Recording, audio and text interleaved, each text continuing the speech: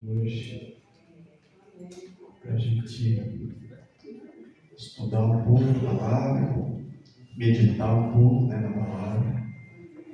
E fico muito grato a Deus por estar aqui, grato aos anciãos da igreja que me convidaram para pregar hoje aqui para vocês, Irmão Luiz, Daniel, Irmão Paulo. E eu orei muito, irmãos, durante um mês, eu orei muito para que Deus iluminasse a minha mente, sabe? Elucidasse algumas dúvidas que tem também, para que a palavra de Deus hoje fosse aberta aqui e a gente compreendesse tudo que a gente vai falar aqui hoje. O Espírito Santo esteja grandemente aqui no nosso meio, fortalecendo todos nós e iluminando a nossa mente, para que a gente compreenda o estudo de hoje. Amém? Vamos abrir nossas Bíblias, irmãos, para dar início em João 17, versículo muito conhecido de todos, Versículo 17. João 17. Não estranho um pouco, irmãos, que eu estou bem nervoso. Estou acostumado a cantar, estou muito acostumado a falar. Mas Deus está à frente de tudo, Ele vai capacitar a gente para estar explicando para os irmãos. Amém? Santifica-os na verdade. Aliás, a minha está um pouco diferente, Mas a de vocês é assim, Santifica-os na verdade, a tua palavra é verdade. Na minha versão é santifica-os pela tua verdade. A tua palavra é a verdade. O mesmo sentido, o mesmo significado, nada de errado. Ok? É isso que a gente acredita, é nisso que cremos, E que Deus é verdade, a palavra dele é a verdade. Vamos fechar nossos olhos, irmãos. Vamos pedir que o Espírito Santo esteja aqui hoje conosco, para a gente ser iluminado por Ele. Grandioso Deus, que amado Pai que vive nos céus, estamos aqui, Senhor, com a Tua palavra aberta, na Tua presença, porque queremos aprender um pouco mais de Ti, Senhor, um pouco mais a respeito da Tua palavra. E o Senhor sabe que o assunto que temos a tratar aqui hoje, para alguns pode ser um pouco difícil de compreender, mas com o poder do Espírito Santo, temos certeza que vamos sair daqui todos com a mente bem clara, Senhor. Que o Senhor possa me usar, ó Deus, grandemente, que eu possa desaparecer, Senhor, e somente a Tua palavra apareça, somente o Senhor apareça aqui nessa noite. Me usa, Senhor, me ajuda e eu toco o coração de todos, em nome de Jesus. Amém, Senhor.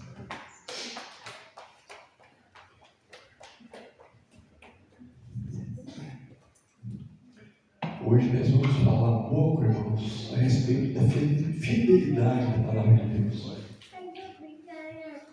E eu não acredito em coincidência não, irmãos, mas até o Salmo hoje falou disso.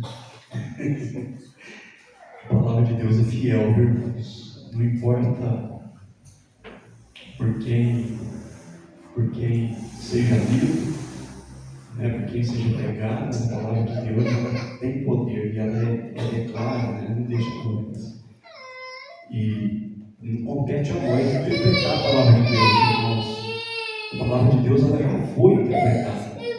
Compete a nós pedir para o Espírito Santo, para que o Espírito Santo elucide a nossa mente, para que possamos compreender, não interpretar.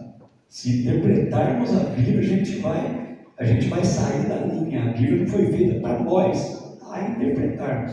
Ela já foi interpretada pelo Espírito Santo. Por isso a gente tem que usar um pouquinho no estudo, estudar um pouquinho aqui, um pouquinho ali, andar pela Bíblia toda para a gente compreender o que está escrito aqui, o que o Espírito Santo está falando com nós. E o estudo de hoje é a respeito da fidelidade da palavra de Deus, mesmo com as correções. Porque a nossa Bíblia ela foi corrigida algumas vezes, todo mundo sabe disso, Mas nós vamos entender hoje que mesmo com as correções, a palavra de Deus ela permanece fiel. Tá? Ela não importa a tradução da tua Bíblia. A minha, ela foi traduzida dos textos recéptos, né?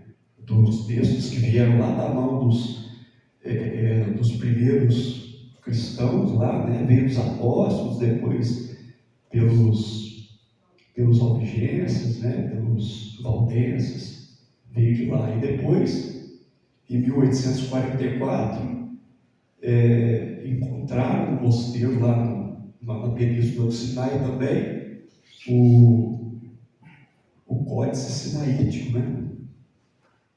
E depois usaram também os códices alexandrinos e os códices vaticanos. Mas a gente vai ver que o problema não está, meus irmãos, de quais pergaminhos, de quais manuscritos foram escritos. O problema está nessas correções, às vezes, que deixa a gente um pouco confuso na interpretação, não, né? Mas para a gente compreender a palavra de Deus. Tá? A gente vai tentar entender um pouco isso hoje aqui. A cabeça de quem fez essas correções também, porque é muito importante a gente conhecer, porque Jesus disse que para você conhecer a pessoa, para você conhecer um pouco da cabeça da pessoa com quem você está conversando, você precisa estudar um pouco os frutos dessa pessoa, no que ela crê, para você entender o que ela fala e o que ela quer te dizer, tá? Então vamos lá, irmãos, vamos dar prosseguimento. Vamos ler agora 2 Tessalonicenses 2, 3, 4 e 9. Tá? Ninguém de maneira alguma vos engane, porque não será assim, sem que antes venha a apostasia, e se manifeste o homem da perdição, o filho da perdição, o qual se opõe e se levanta contra tudo que se chama Deus, ou se adora, de sorte que se assentará como Deus, no templo de Deus, querendo ser Deus.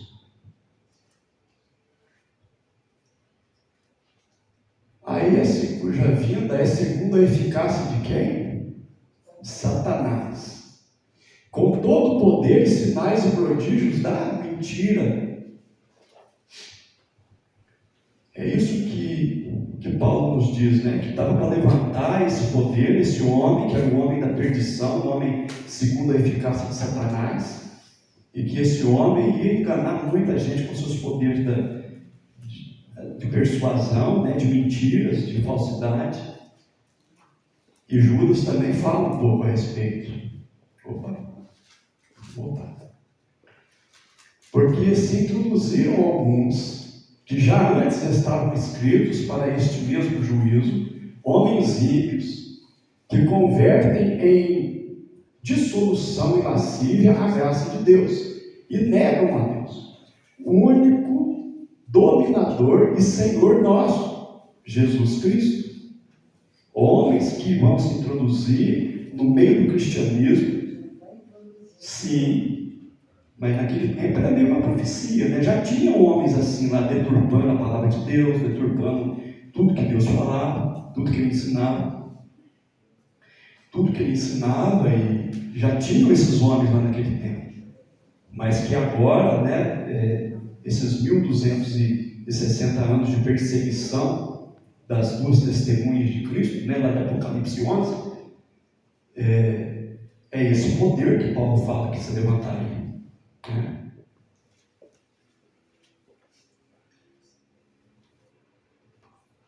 Vamos ver agora uma citação desse homem aqui, Les Garrett. Não sei se estou pronunciando certo, eu não falo francês. Les Garrett. Les Garrett. Isso, Les Garrett. Obrigado, irmão. Então vamos ver o que ele fala.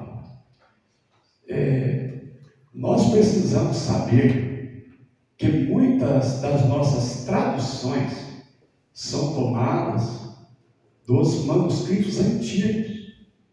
As pessoas acham que elas são mais confiáveis. Não. Elas são somente velhas. Em verdade, eles estão dizendo que os manuscritos que foram encontrados, desculpa, meu irmão, estou só lendo, numa lata de lixo, lá nesse mosteiro, lá na península do Sinai, né, os manuscritos questionáveis de Alexandria, onde se participava do ocultismo, são mais confiáveis que os textos recébios. Esse homem aqui, ele é um defensor dos textos recébios. Ele não concorda muito com esses textos sinaíticos, né? Os códigos sinaíticos, né? E esses outros textos lá do Vaticanos e os textos alexandrinos. Ele é um defensor dos textos recébios, que eu não sou, viu, irmão? Eu sou defensor da Bíblia. Eu não defendo a tradução da Bíblia, mas eu defendo o conteúdo da Bíblia. Tá? Mas tem mais citações, viu, irmãos? Olha aqui. Esses textos foram encontrados por Orígenes, um crítico textual. E ele corrigiu os vários textos manuscritos sagrados. Evidências encontradas mostram que ele alterou os manuscritos para que eles entrassem em conformidade, né, em concordância com suas próprias filosofias humanistas, de ideias místicas, tá? Alegóricas. E ele acreditava que o homem é um ser divino e que todos nós somos divinos. Que Jesus não era Deus, tá? Se você continuar lendo lá esses textos que ele escreve, continuar lendo essas coisas que ele escreve, ele não acreditava que Jesus era Deus. Ele acreditava que Jesus era um Deus menor, né? É um profeta, e que todos nós somos iguais a ele, né? Mas tem mais alguma coisa aqui, irmãos. Apocalipse 22, 18 e 19, diz o seguinte: porque eu testifico a todo aquele que ouvir as palavras da profecia deste livro, que se alguém lhes acrescentar alguma coisa, Deus fará vir sobre eles as pragas que estão escritas neste livro. E se alguém tirar quaisquer palavras dessa profecia, Deus tirará a sua parte do livro da vida e da cidade santa e das coisas que estão escritas neste livro. Então eu posso mexer na palavra de Deus, irmãos? O que Deus fala a respeito de quem mexe na palavra de Deus? Vão sofrer as pragas do Apocalipse e não vão ter direito de entrar na cidade, logo não vão ser salvos, né?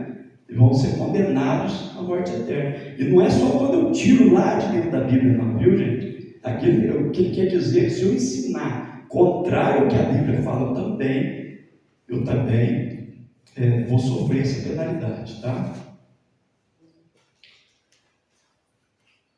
Em 4 de junho de 1870, vou ter problema de novo para pronunciar aqui, mas me ajuda aí. Westport, ele manda uma carta para esse senhor aqui, né? Lightfoot.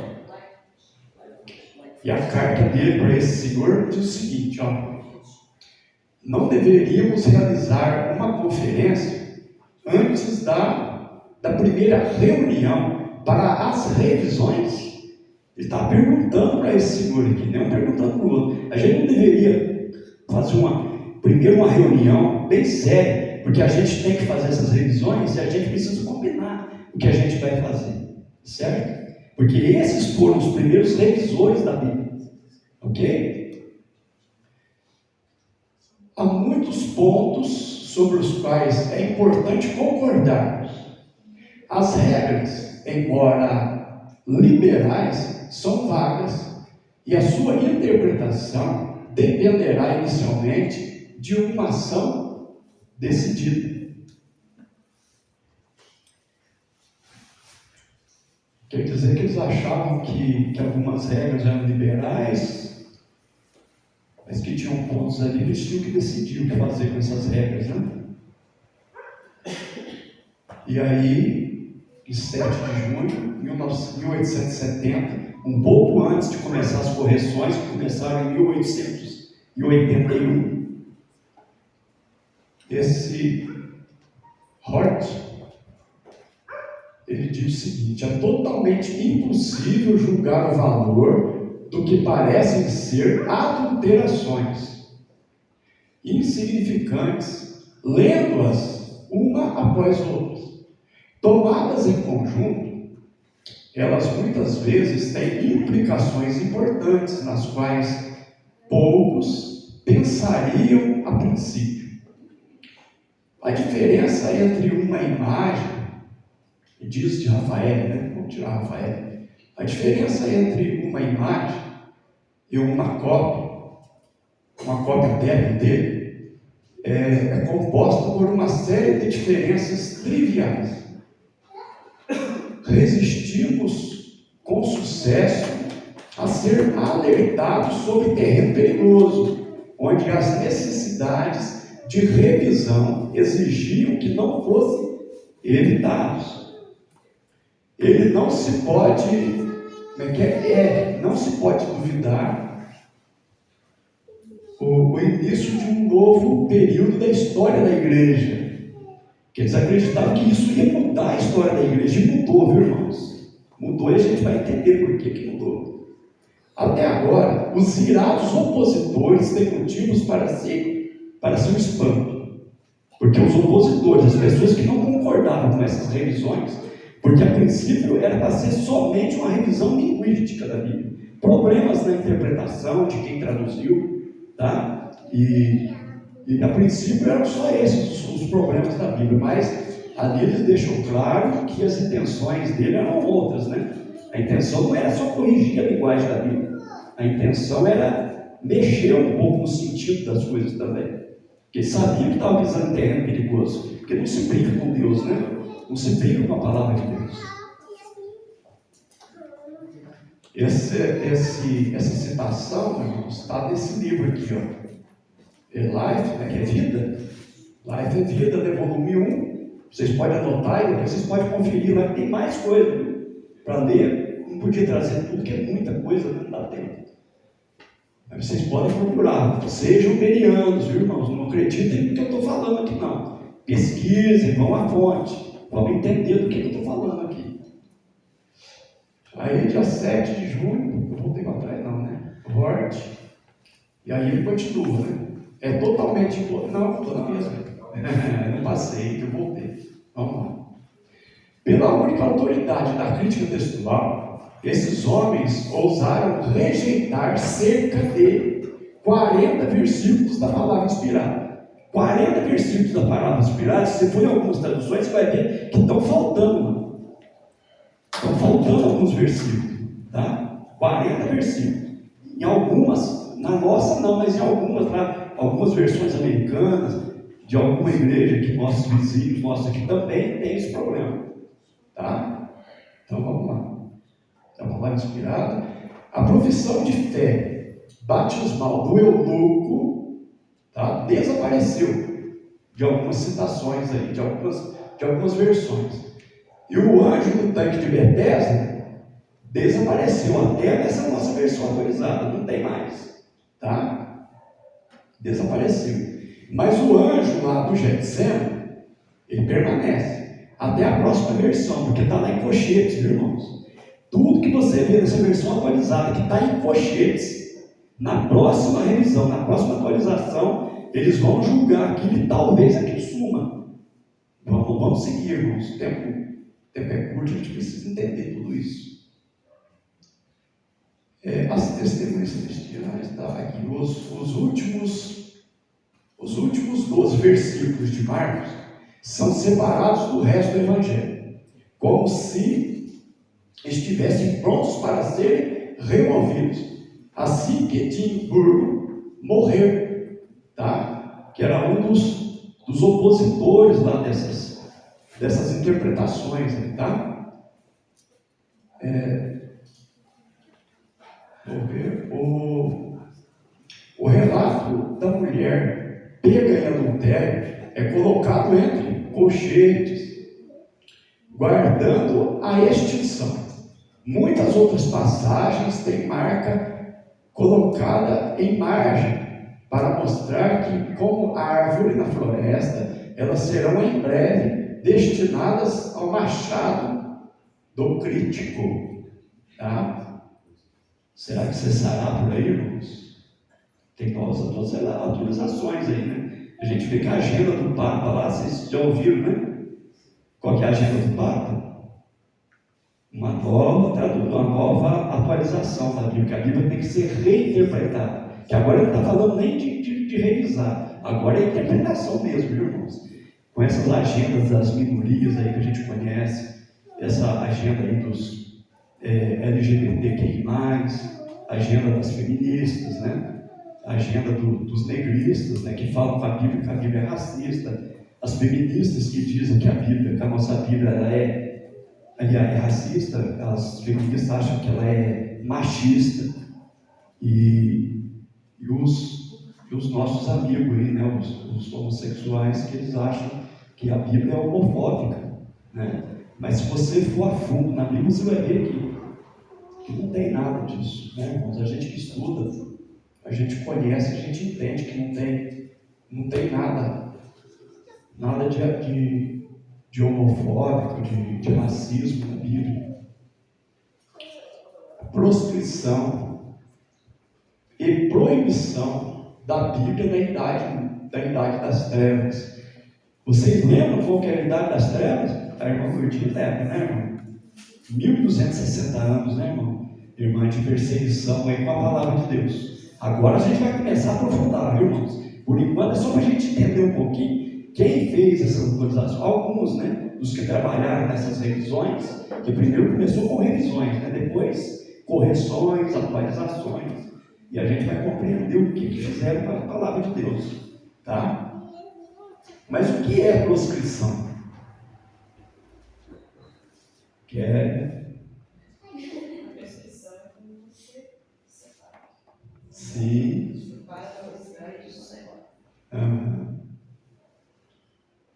O livro Grande Conflito, essa citação estava na nossa lição, viu, irmão? Você me deu uma forcinha para falar do assunto, porque achei muito importante a Ellen White tocar nesse assunto. Porque tem muita gente que fala aí que ela não fala nada disso, que ela usa que ela usou qualquer uma, que ela não, realmente ela usou várias versões de Bíblia, viu? Várias traduções, mas ela fala um pouquinho dessas coisas aí, tá? Que já naquela idade das trevas, lá o que eles fizeram? Quando a Bíblia foi proscrita pela autoridade religiosa e secular, quando o seu testemunho foi deturpado e homens e demônios empenharam todos os esforços para descobrir como desviar da palavra a mente do povo.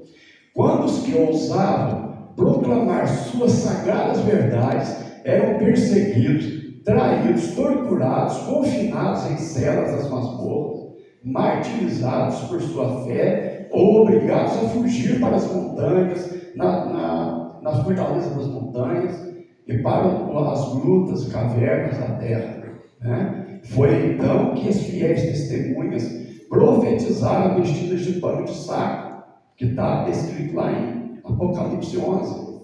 Contudo, continuaram com seu testemunho por todo o período de 1260 anos, nos quais, obscuros tempos, houve fiéis que amavam a palavra de Deus e eram zelosos por sua honra.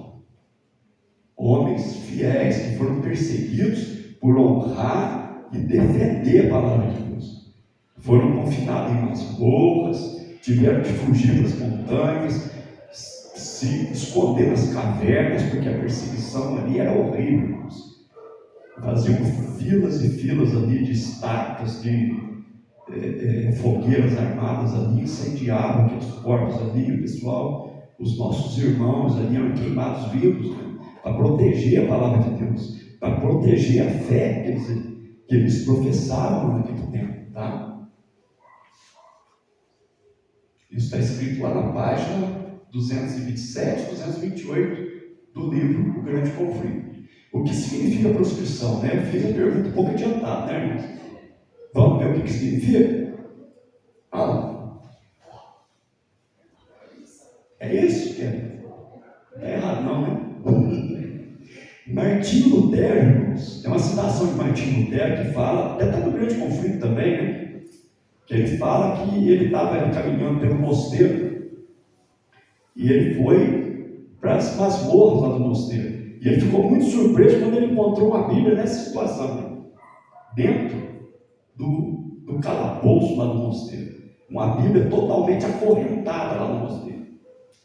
E ele ficou curioso. Diz a história aí que ele abriu esses grilhões, abriu a Bíblia e começou a ler, começou a estudar a palavra de Deus. E ele, a cabeça dele assim, deu sabe? Encheu de sabedoria, né, irmão? Lotou de sabedoria, porque é assim a palavra de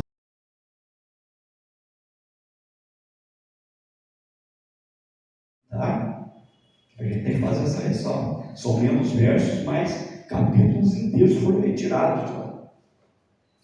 E aí temos uma versão aí dos textos receptos, né, que é a King James, mas ela rejeitou, tá? A nova King James, né, a americana, que primeiro foi traduzida para o inglês, né? Ela rejeitou os textos receptos, lembrando que os textos receptos por aqueles lá dos valdenses, dos albigenses, tá? Que os reformadores usaram, né? Antes dele, quer dizer, quando eles usaram já chamavam, né, textos receptos, mas eles não usaram os textos traduzidos lá por esse padre lá, né? Que deu essa conotação de textos receptos, e usaram os pergaminhos, os manuscritos dos valdenses, dos albigenses. E ela teve, irmãos, vocês vão assustar. O homem do pecado, ele odeia o texto recepto, viu? E nós vamos entender por quê, tá? Foi aqueles mais mexidos, irmãos. Ele odeia King James, não só que ele odeia o texto recebido, ele odeia a luterana e outras bíblias aí. Ele falou que ele chama ela de víbora venenosa. Ela teve 1.200 versos alterados. O Daniel tem uma dela. Ele adora a linguagem dela, viu, irmãos? É linda a linguagem que ela tem, mas ela tem muita alteração. E aí temos a nossa Almeida revisada e atualizada, tá? Lembrando que essa lista aqui, irmãos, é de 10 anos atrás, tá? Eu não consegui uma lista mais nova para mostrar para vocês, porque já foram feitas outras correções. Talvez o número seja maior, tá? E essa nossa Bíblia, essa que a gente usa muito aqui na igreja, ela teve cerca de 650 versos alterados, tá? Mas, vamos seguir.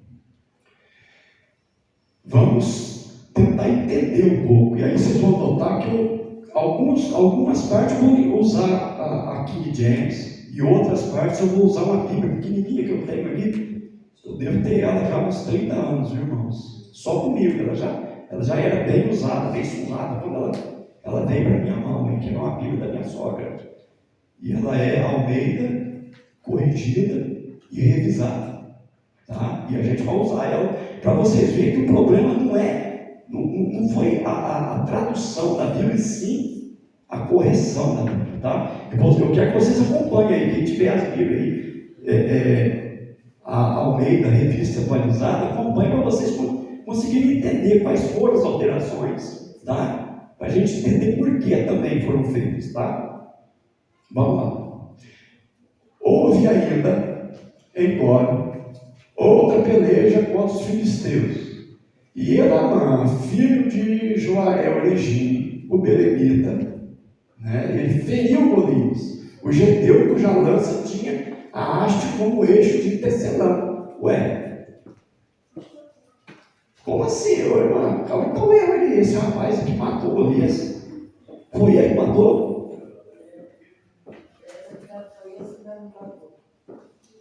Quem matou foi Golias?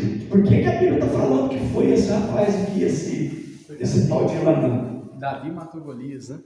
Sim, foi Davi que matou Golias, né? Falei errado, né? É o nervosismo, irmãos. Então vamos ver o que o texto recebido fala. Houve novamente batalha agora com os filisteus, onde Elanã, o filho de Joarel Origi, um belemita, matou quem? O irmão de Golias. Agora explicou, né, irmãos? Mas por que a versão atualizada ela fala que foi o Elanã? Lembra do que nós falamos lá do rapaz que começou essas correções? Qual era a crença dele? No que ele acreditava? Em ocultismo e essa coisa toda aí. E aí dá para a gente entender um pouquinho, né? Só um pouquinho o que tem na cabeça dessas pessoas, não dá? Eles queriam diminuir, porque o homem do pecado lá, ele não acredita que Davi foi rei. Tá? A pregação deles é que Davi era um líder tribal. Vocês podem ler os livros aí, que vocês vão entender. Ele fala isso, que Davi morava em tendas, e não existia essa cidade toda de Jerusalém, naquele tempo, que era apenas uma vila ali cheia de cabanas, de tendas, e era isso ali que eles viviam. Mas a história mostra que não foi assim, né? Tem tijolos dessa tijolo, não é assim? Então vamos prosseguir, irmãos. Agora vamos para Hebreus 9:12. O que a versão Almeida revisada fala, né, e atualizada? Ela diz: não por meio de sangue, de bodes, de bezerros, mas pelo seu próprio sangue entrou no Santo dos Santos, uma vez por todas, tendo obtido a eterna redenção. Está percebendo o ataque aqui, irmão? Aonde que Jesus entrou? Ele entrou no Santo.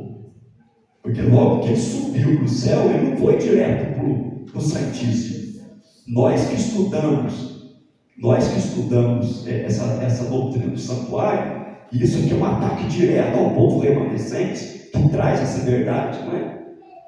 Diz que Jesus subiu ao céu e ele entrou no Santo dos Santos. É lógico, né, irmão? Se você ler um pouco antes, você for ler Apocalipse, explica um pouco melhor. Mas se uma pessoa não tem costume de estudar a Bíblia, ler isso aqui, ele vai te refutar e você vai ter problemas para explicar. Não vai? Mas vamos ver o que é a Almeida corrigida. A Almeidinha, eu vou tratar de Almeidinha, viu, irmãos? Vocês sabem que essa é a Bíbliazinha velha que tem. O que ela fala? Nem por sangue de bodes e bezerros, mas por seu próprio sangue, entrou uma vez no santuário. Agora explicou, né? Ele entrou no santuário, não no Santíssimo, no Santo do Santo. Né? Vamos continuar. Agora em Jó. Aqui em Jó vocês vão entender o que é a cabeça desse povo aí, viu? Aqui está bem explicado. Como na minha Almeidinha também estava alterada essa parte, eu pus a versão do texto recebido. Tá? A alma dos mortos tremem debaixo das águas com seus habitantes. O além está desnudo perante ele, e não há coberta para o abismo. Está pregando o que aqui? A imortalidade da alma. Tem alma vagando por aí debaixo das águas, tremendo, gente. Vocês estão entendendo a cabeça de quem fez as alterações agora, não? E o que aqui James diz? Coisas mortas são formadas debaixo das águas e dos seus habitantes. O inferno está perante ele, e a destruição não tem cobertura. Não fala nem do abismo, né? Porque o abismo é o inferno, né? Não é o inferno? O abismo. Quem que foi no abismo lá? Não é Satanás que veio a chave do abismo, abriu, quer dizer, não pegou, não, foi dado a ele, né? A chave do abismo, e ele foi no abismo. Então aqui está pregando o quê? A doutrina da imortalidade da alma e a doutrina do inferno, purgatório, essa coisa toda. Mas é a cabeça dos caras que fizeram essas alterações. A Bíblia, por isso eu defendo uma versão um pouco mais antiga. Não precisa ser King James, irmãos. Eu até conversei com o Ulisses esses tempo atrás, aí que o Ulisses estava preocupado.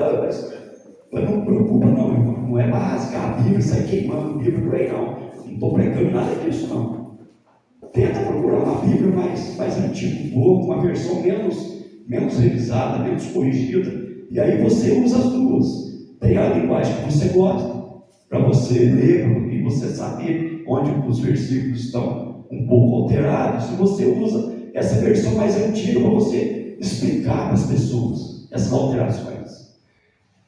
Vós, portanto, amados, sabendo isto, de antemão, guardai-vos de que pelo engano dos homens abomináveis sejais juntamente arrebatados e descaiais da vossa firmeza.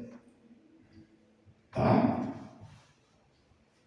Antes creiais na graça e conhecimento do nosso Senhor e Salvador Jesus Cristo. A Ele seja dada a glória, assim agora como nos dias da eternidade. Amém? Amém. Amém. 2 Pedro 3, 15 e 18. Primeiros escritos. Esse aqui a gente vai deixar para depois eu me confundir um pouco aqui, irmãos. Vocês entenderam um pouco, irmãos, do que a gente está falando? Porque eu não sei vocês, mas eu já tive muita dificuldade para explicar algumas coisas. Porque a pessoa lê na Bíblia, e como você vai explicar para a pessoa que aquilo ali foi alterado? Aí a pessoa vai te perguntar: ué, mas a palavra de Deus já não é fiel? Aqui está falando uma coisa e você está me explicando outra. E como que a gente faz? Aí você vai no texto, não, aqui dá, mas aí a palavra está contraditória agora. Aí aqui fala uma coisa, lá fala outra. A dificuldade é grande, irmãos. E foi justamente isso que o chifre pequeno lá de Daniel, o homem do pecado, segundo a eficácia de Satanás, que Paulo falou lá em 2 Tessalonicenses, é isso que ele queria: mudar a história do cristianismo, mudar a cabeça das pessoas, né?